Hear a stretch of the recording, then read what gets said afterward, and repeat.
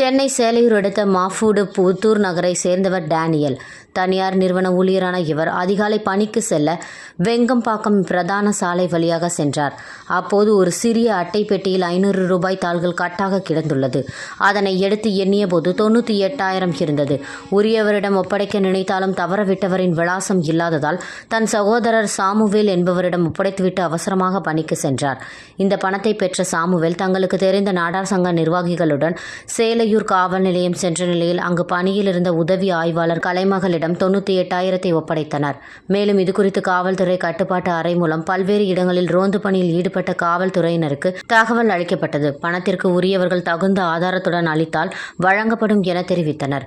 உடன் அகரம் தென் மஃபோடு வட்டார நாடார்கள் ஐக்கிய சங்க நிறுவனர் கணபதிராமன், நாடார் சங்க சித்தாலப்பாக்கம் பொதுச் செயலாளர் மாதவன், அகரம் தென் மஃபோடு ஐக்கிய சங்க பொதுச் செயலாளர் மகாராஜன், பொருளாளர் கார்த்திகேயன், ஒருங்கிணைப்பாளர் ஜெயக்குமார் இருந்தனர்.